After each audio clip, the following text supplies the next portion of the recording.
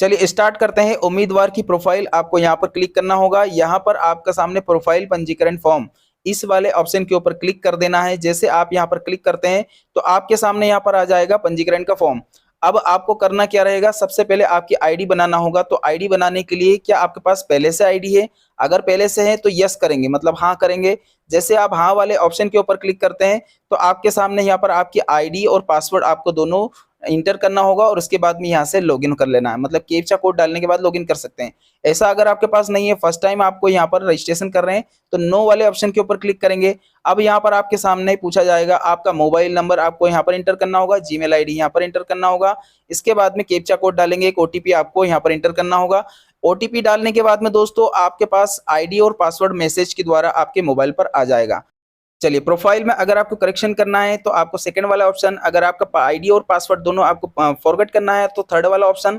यहाँ पर आपके सामने सबसे लास्ट वाले ऑप्शन में देखेंगे आपके पास अगर आईडी पासवर्ड नहीं, मतलब आपके पास आईडी नंबर भी नहीं है, पहले से आईडी बनी हुई, तो लास्ट वाला ऑप्शन। मोबाइल नंबर भी आप चेंज कर सकते हो, नीचे से आपको सेकंड वाले ऑप्शन के ऊपर क्लिक करके मोबाइल नंबर चेंज कर सकते हो। चलिए हम करेक्शन वाले ऑप्शन के ऊपर चॉइस कर रहे हैं। तो यहाँ पर आपके सामने आईडी और पासवर्ड दोनों आपको यहाँ पर इंटर करना होगा। कैप्चा कोड डालने के बाद प्रोफाइल एडिट करें इस वाले ऑप्शन के ऊपर क्लिक करेंगे। अब यहाँ पर आपको केवाईसी करना होगा, तो ओटीपी के द्वारा आप कर सकते हैं। अगर मोबाइल नंबर आधार कार्ड में अपडेट नहीं हो तो आप बायोमेट्रिक से भी कर सकते हैं। दोनों ऑप्शन आपके पास रहेगा, एज यू विश, आपको कैसा करना है आपके अनुसार करना है। ठीक है, तो यहाँ पर देखेंगे आपके आधार कार्ड नंबर, आपका जो फर्स्ट टाइम कर रहे हैं तो आधार कार्ड नंबर इंटर करना होगा। अगर करेक्शन कर रहे हैं तो आधार कार्ड नंबर ऑटोमेटिकली आ जाएगा। इसके बाद में यहाँ पर जनरेट गेट ओटीपी इस वाले ऑप्शन के ऊपर जैसे आप क्लिक करेंगे तो आपके पास एक आधार कार्ड की एक ओटीपी आएगा। उस ओटीपी को आपको यहाँ पर सबमिट कर देना है। जैसे आप यहाँ पर सबमिट करते हैं तो आपके सामने पूरी जानकारी यहाँ पर देखने को मिलेगी, मतलब ये ओटीपी आपको सबमिट करना है। देन उसके बाद में गेट डिटेल इस वाले ऑप्शन के ऊपर क्लिक करेंगे।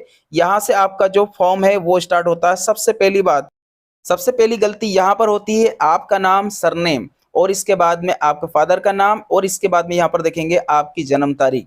दोस्तों ये तीनों चीजें आपको मिलाना है आधार कार्ड से। अभी तो आप फॉर्म भर लेंगे, लेकिन बाद में जब वेरिफिकेशन अधिकारी के पास जाएंगे तब आपका जो है वहां से बाहर कर दिया जाएगा। पहली गलती यहाँ सुधार लीजिएगा। इसके बाद में आपकी जो बेसिक जानकारी है आपको फिल कर लेना है।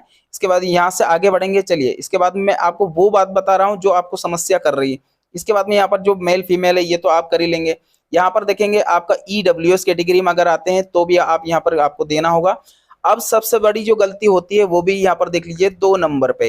एक तो आपका जो हमने फर्स्ट देख लिया है, 2 नंबर की गलतियां क्या होती है कि यहाँ पर आपकी एजुकेशन जो हाईएस्ट एजुकेशन है वो आपको सेलेक्ट करना होगा। ऐसा ना हो कि आपने 12वीं पास है तो सिर्फ 12वीं पास ही कर लिया है। 12वीं पास से हम जैसे पात्रता का फॉर्म भर रहे हैं तो 12वीं पास तो कम से कम होना चाहिए। ऐसा ना हो कि आपकी प्रोफाइल में पहले से डिप्लोमा फिक्स है और आपने यहाँ से प्रोफाइल कंप्लीट करके आगे बढ़ जाएंगे तो फॉर्म भरते समय आपको दिक्कत आएगी। आगे बढ़ते हैं। यहाँ पर आपके सामने देखेंगे विकलांग कैटेगरी के लिए अगर आप यहाँ पर यस करते हैं तो ये भी एक तीसरे नंबर की गलती है। कैसे होगा वो देख लीजिएगा। देखिए आपकी जो विकलांगता का प्रकार क्या है वो आप सिलेक्ट नहीं करते हो, कुछ और आप यहाँ पर सिलेक्ट कर लेते हैं। तो एक बात ध्यान रखिएगा, वेरिफिकेशन में आप वहां से बाहर कर दिए जाएंगे। तो ये आपको सोच समझ करके भरना रहेगा। जैसे हम यस करते हैं ना, तो यहाँ जो प्रकार दिया है ये प्रकार आपका सही होना चाहिए। आपके सर्टिफिकेट में सब कुछ दिया रहता है, उस सर्टिफिकेट के अनुसार ही आपको मिलान करना रहेगा। अगर यहाँ पर कुछ नहीं है, विकलांगता नहीं है, तो आप नो करके आगे बढ़ेंगे। देखिए चौथे नंबर की गलती वैवाहिक स्थिति को लेकर की होती है। जो वैवाहिक है वो ध्यान दीजिएगा। अगर आपने पूरी जानकारी आपने यहाँ पर भरा है, पूरी जानकारी को फिल किया है, तो आपके पास मैरिज सर्टिफिकेट होना अनिवार्य है। वेरिफिकेशन करते समय ये आपसे सर्टिफिकेट जरूर लिया जाएगा। चलिए इसके बाद में यहाँ पर देखें 5वें नंबर की गलती आपके पत्र व्यवहार में भी होती है। क्या होती है वो देख लीजिएगा। जो आधार कार्ड में जानकारी है उसी के अनुसार आपको भरना रहेगा। ऐसा ना हो कि आपके गांव शहर का नाम कुछ और हो, पिन कोड आपका कुछ और है और अपने मन से आपने भर दिया है। तो जब वहां वेरिफिकेशन अधिकारी के पास जाएंगे तो आपको वहां पर ये सारी जानकारी आपको देना होगा, फेस करना होगा ये प्रॉब्लम। 6ठे नंबर की क्या प्रॉब्लम है सबसे ज्यादा, यहाँ पर देख लीजिएगा। आप एग्जाम हॉल में आपने यहाँ पर जब फॉर्म भरते हैं तो कुछ और बताते हैं। मान लो आपने आधार कार्ड दिया, लेकर जाते हैं voter ID card, pan card, तो वहां पर आपको एग्जाम हॉल में बैठने नहीं दिया जाएगा, बाहर कर दिया जाएगा। जो सर्टिफिकेट यहाँ दिखा रहे हैं वही सर्टिफिकेट आपको एग्जाम हॉल में भी लेकर के जाना है। ये अक्सर होता है, बहुत सारे एप्लीकेंट मुझे बोलते हैं कि सर गलती हमसे ऐसी हो गई है, तो आप ना करें। चलिए 7वें नंबर की गलती यह है कि आपके अगर आधार कार्ड के अनुसार आपका फिंगरप्रिंट नहीं आ रहा है, कहीं पर भी आप जैसे कैप्चरिंग करवाने जाते हैं, फिंगरप्रिंट की प्रॉब्लम अगर आपको हो, तो इन चारों कंडीशन में से देखना होगा आपकी फिंगरप्रिंट नहीं आ रही, उंगलियां नहीं आ रही, दोनों हाथ की उंगलियां नहीं है, दोनों हाथ ही नहीं है, तब उस कंडीशन में आपको एक सर्टिफिकेट देना होगा जो चिकित्सा अधिकारी के द्वारा आपको प्रूव किया जाता है। ठीक है, तो वो सर्टिफिकेट यहाँ पर अपलोड करना होगा। ऐसी कोई समस्या नहीं है तो नो करके आगे बढ़ेंगे। चलिए, इसके बाद में यहाँ पर आपके जो डॉक्यूमेंट्री की बात है, तो यहाँ पर जो भी डॉक्यूमेंट आप लगाना चाहते हैं, क्या आपको फोटोग्राफ वगैरह सब सुधार करना है, तो यस करेंगे। इसके बाद में यहाँ से पंजीकरण करें, इस वाले ऑप्शन के ऊपर आगे बढ़ते हैं।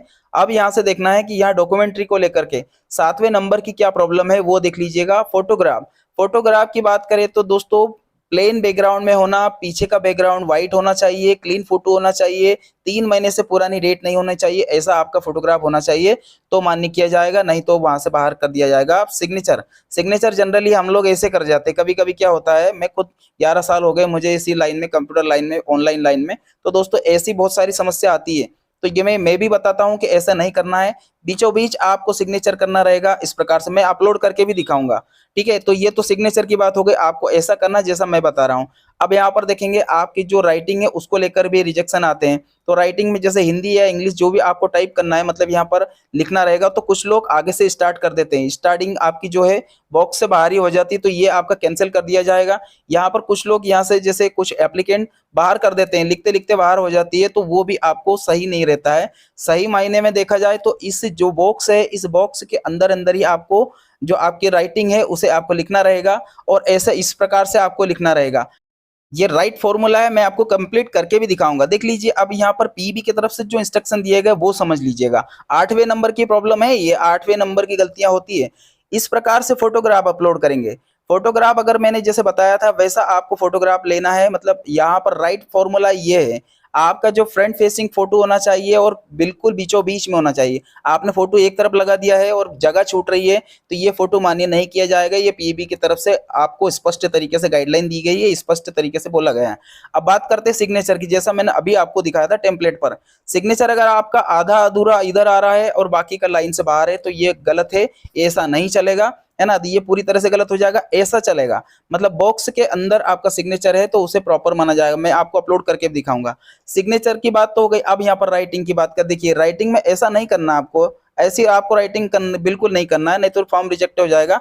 ऐसा करना रहेगा। देखिए यहाँ पर आपको बीचों बीच, बॉक्स के बीचों बीच आपको अगर राइटिंग है तो ये राइट में माना जाएगा, फॉर्मूला सही रहता है। मैं आपको कंप्लीट करके भी दिखाऊंगा। एक और जानकारी समझ लीजिए, 9 नंबर की जानकारी है। ये बहुत ज्यादा लोग गलती कर जाते हैं, अनफॉर्चुनेटली ये गलती आपसे हो जाती है, करते नहीं हो। क्या होता है, जैसे ये यहाँ पर आपने जैसे जन्म प्रमाण पत्र आप अपलोड कर रहे हैं, 700-800 में आपको जेपीजी फॉर्मेट में स्कैन करना होगा, है ना। अब यहाँ पर देखेंगे, इसके बाद में यहाँ पर जब आपके जाति प्रमाण पत्र आपको अपलोड करना रहता है, जाति की जगह आप लगा देते हो 10th की मार्कशीट, और 10th की मार्कशीट की जगह लगाते हो जाति प्रमाण पत्र, तो ये पूरी तरह से रद्द माना जाएगा, फॉर्म रिजेक्ट हो जाएगा। तो जो जहां पर है, यहाँ पर एक बार आपको व्यू कर लेना है, कंप्लीट होने के बाद व्यू कर लेना। मैं आपको आगे और दिखा देता हूँ। जैसे ये समस्या आपकी जो आती है ना, ये कहाँ पर आपको फाइंड आउट करना वो आप समझ लीजिएगा। जैसे हमने यहाँ से सबमिट करते हैं, चलिए मैं पहले तो आपको फोटोग्राफ दिखा देता हूँ कैसे आपको क्रॉप करना रहेगा।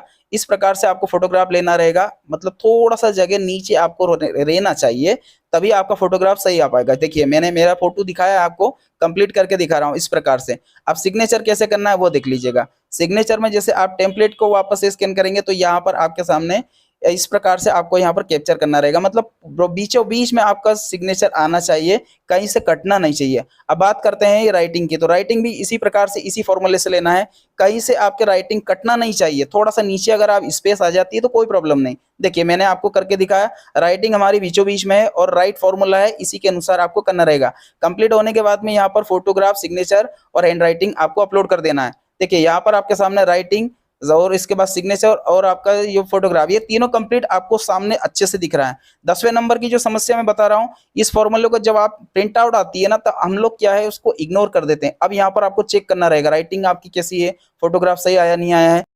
तो ये गलती आपको बिल्कुल नहीं करना है। जैसे आपने पूरी जो जानकारी भरी है उस जानकारी को आपको अच्छे से चेक कर लेना। उसके बाद कोई सा भी आपने ईएसबी का कोई सा भी फॉर्म भर रहे हैं ना, तो आपको इसी फॉर्मूले से करना होगा। देखिए यहाँ पर आपके सामने दिख रहा है, ये आपकी राइटिंग हो गई। नीचे देखेंगे तो दोनों ऑप्शन रहते हैं। चलिए इसके बाद में एक और जानकारी आपके सामने है, जैसे रोजगार पंजीयन। रोजगार पंजीयन में भी एक गलती होती है, ये 11वें नंबर की समस्या है। 11वें नंबर की आपकी गलतियां हैं, इसको आपको एक्सेप्ट करना होगा, ये बिल्कुल मिलान कर लेना है। देखिए यहाँ पर आपका नाम और डेट ऑफ बर्थ दोनों समग्र आईडी के अनुसार आएगा दोस्तों। तो आपको ध्यान देना है, आपका नाम और समग्र आईडी, फादर नेम और हस्बैंड नेम ये वेरिएबल होता है, इसमें कुछ थोड़ा बहुत मिस्टेक भी हो जाता है तो कोई प्रॉब्लम नहीं। बाकी आपका नाम और डेट ऑफ बर्थ ये आपको बिल्कुल मिलान करना है, क्योंकि वेरिफिकेशन अधिकारी वहां पर ऐसा नहीं देखेगा कि आपके पास समय नहीं था या फिर आप भूल गए थे। तो ये आपकी मेजर प्रॉब्लम है, इसको आपको ध्यान से देखना रहेगा। चलिए आगे देखते।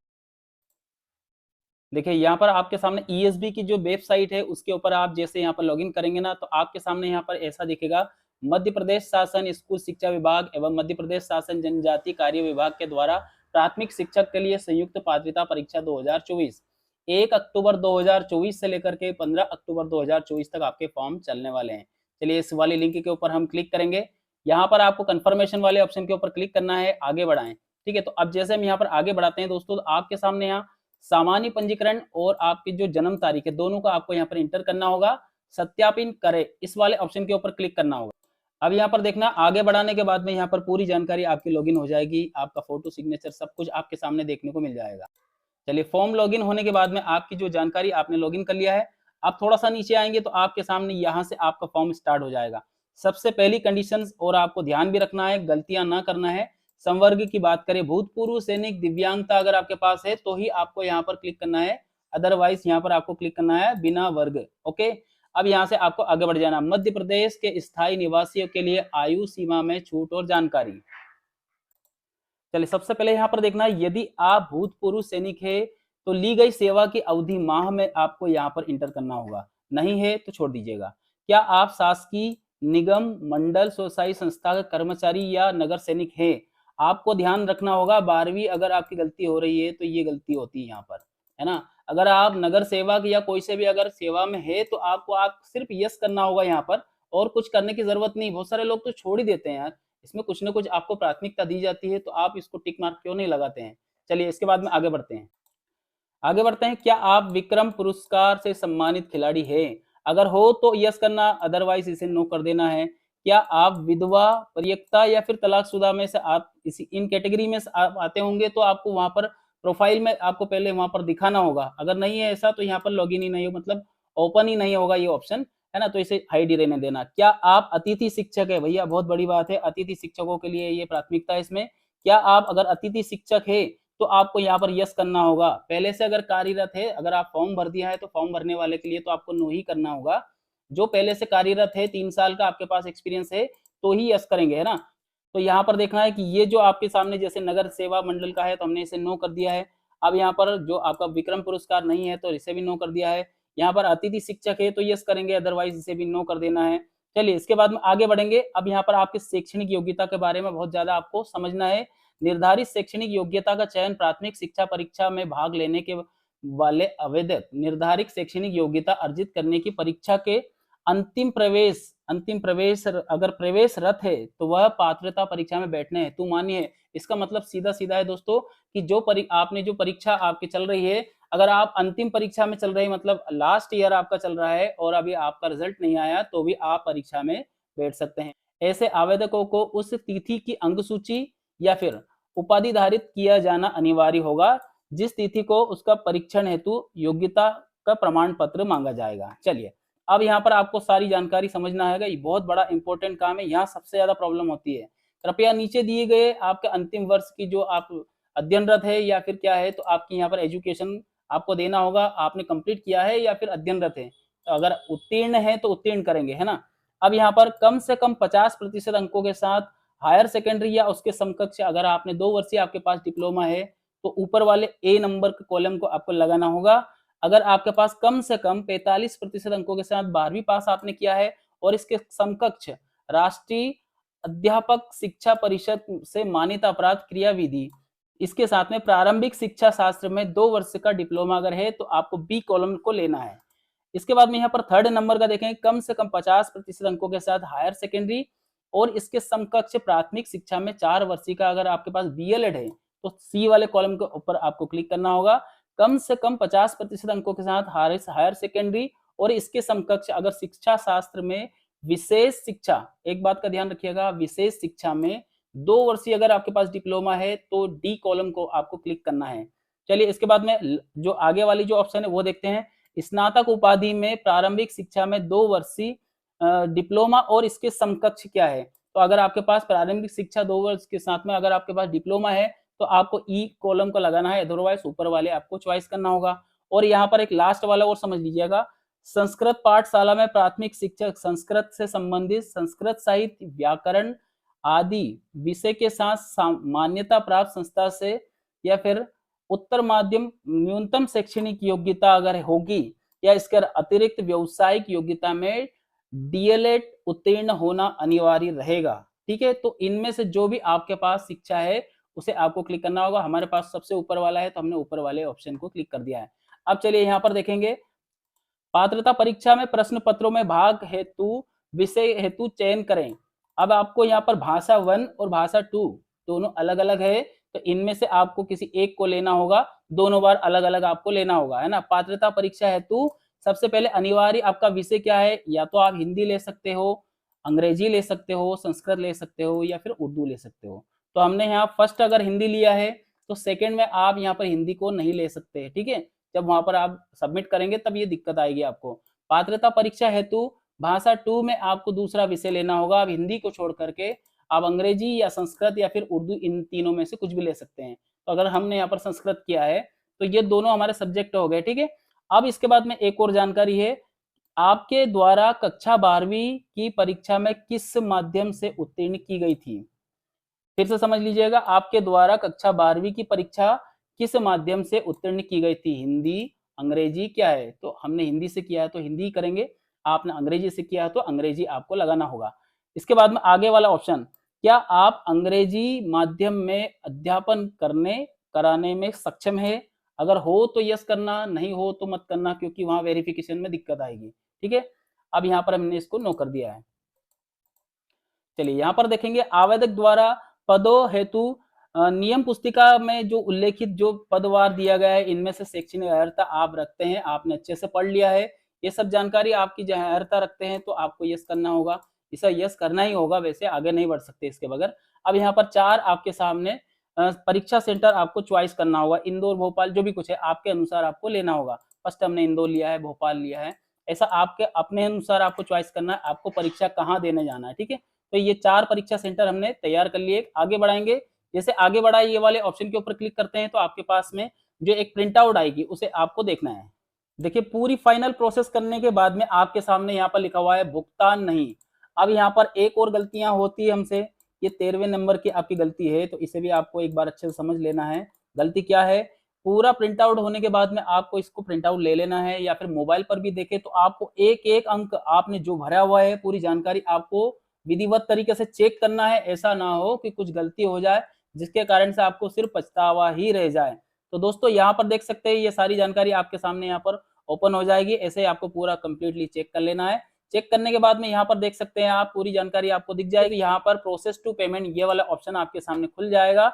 अब आपको पेमेंट करना रहेगा, तो पेमेंट कैसे करें वो समझ लीजिए। सबसे पहले आपके पास ऑप्शन रहेगा नेट बैंकिंग का। आप चाहें तो नेट बैंकिंग से आप पेमेंट कर सकते हैं, डेबिट कार्ड से भी कर सकते हो, क्रेडिट कार्ड से भी पेमेंट कर सकते हो। यूपीआई से ना करें तो अच्छा है, क्योंकि यूपीआई से पेमेंट अटकने का चांसेस ज्यादा रहते हैं, ठीक है। इसके बाद में जो भी आपके पास अदर मोड कोई से हो तो आप यहाँ से इस गेटवे से भी पेमेंट कर सकते हैं। तो दोस्तों, इसी प्रकार की जानकारी के लिए चैनल को सब्सक्राइब करें, वीडियो को लाइक करें। धन्यवाद आप सभी का वीडियो देखने के लिए। आपका दिन शुभ रहे।